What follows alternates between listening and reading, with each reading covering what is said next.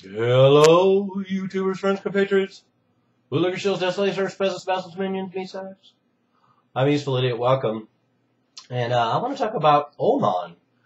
And the reason why I kind of think that's relevant is because Oman is the country right next to Yemen, where we're having all this new violence in the Saudi Arabian incursion into Yemen, and all the complexities that I've dealt with in other videos about what's going on in Yemen.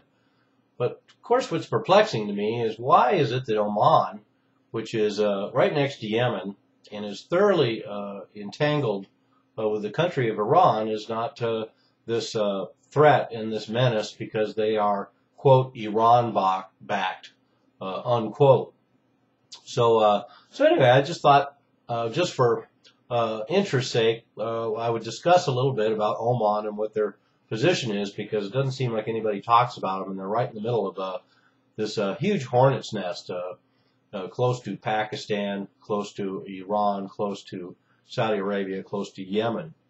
So, and it's also interesting just because last month, or actually March of 2014, so a year ago, Rouhani, who is now the president in Iran, was in Oman to close a deal between Iran and Oman to export gas to Oman from Iran, and actually to build a $1 billion Gulf pipeline.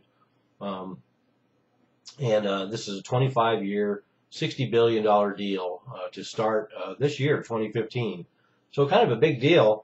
And yet, in spite of a whole high-profile agreement like that, we still don't hear anything about this Iran-backed regime right next to Yemen. Oman is a nation of about 4 million, has an $82 billion economy.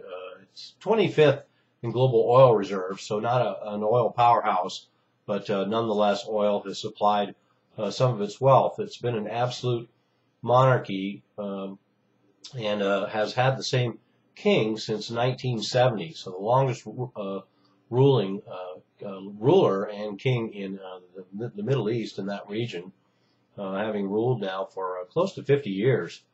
And the relationship between Iran and Oman solidified as a result of, in 1973, the Shah of Iran, then, which is the US-backed government that used to be in place in Iran. They sent troops to Oman to help quell an uprising there. And ever since then, the relationship between Oman and Iran has been apparently a close one.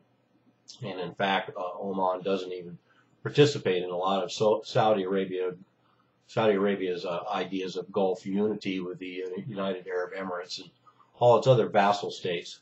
I think one of the things that certainly makes it different than all these other scenarios we see, including Yemen right next door, is that Oman subscribes to a body Islam, which apparently is quite different than both Sunni and Shia, so they have no affinities to any of those different brands of Islam.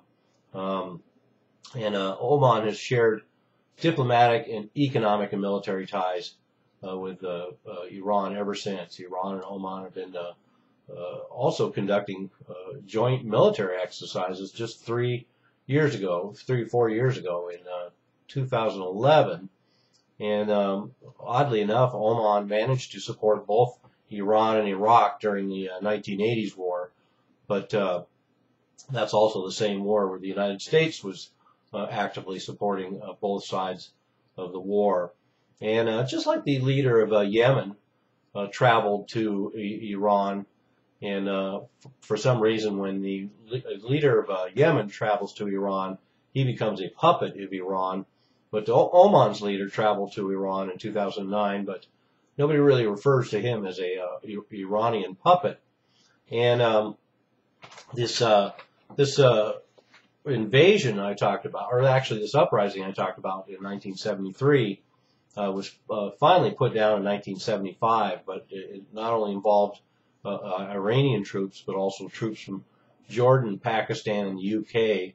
And I only bring that up because, once again, it's so interesting to see how all these alliances shift. Every 2 years, every 5 years, every 10 years, all these different alliances shift, and we find Iran, Jordan, Pakistan, the UK all on one side helping out Oman.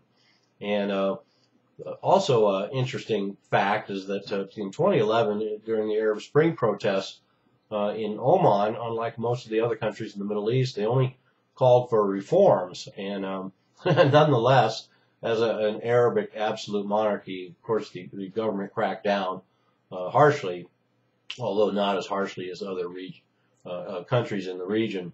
But interesting footnote there. And then also, the complexity that we have between the fact that Oman is a close ally of Iran, but also works very closely with the United States. And in fact, the United States has a free trade agreement with Oman as of 2009. And we also had a visit just last year. John Kerry visited Oman and announced that Oman would be purchasing $2.1 billion in Raytheon air defense systems. So interesting purchase by Oman, but once again showing that this is an interesting relationship that Oman has between the United States and Iran, and all the more relevant right now because apparently Oman is the country that helped broker these secret talks between Iran and the United States.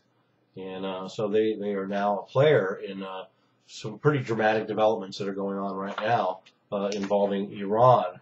So perhaps their pivotal point of being the linchpin between Iran and the United States and being friends with both countries has facilitated Oman a singular place, at least for right now. But what an interesting country.